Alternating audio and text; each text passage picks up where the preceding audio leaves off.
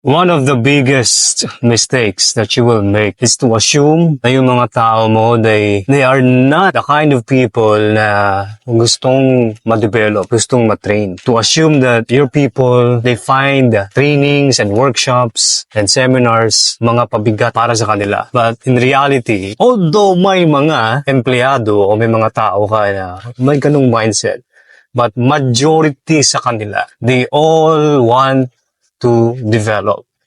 Why?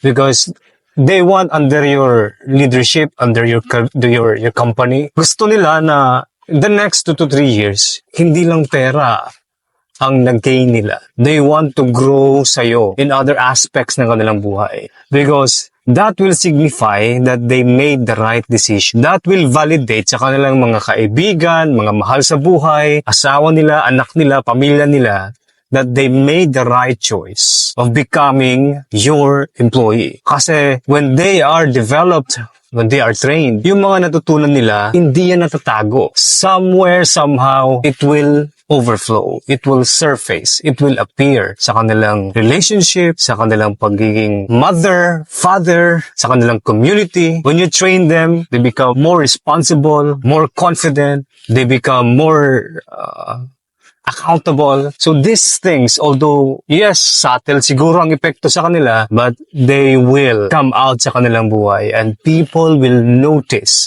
that they are different person. So yan yung beauty pag tine-train mo yung mga tao. At of course, this is one thing that I've learned na those people who will be more loyal sa ating negosyo, sa ating buhay, are the people that we help transform their behavior, their thinking, their perspective, their attitude towards their life, their career, their relationship, and towards themselves. So if you assume na yung training ay waste of time at hindi na talaga bibigyan ng pansin, it could be one of the major reasons bakit hindi nag-grow ang yung kumpanya. Just imagine if you train and develop and they will be reminded kung gaano sila ka-importante, that they have also skills to contribute, that they have valuable ideas, that they can be the person they desire to be in the next 3 to 5 years, that they could become much better version ng sarili nila, personally, professionally, under sa yung company. Grabe ang impact niyan sa negosyo mo. So, if there's one thing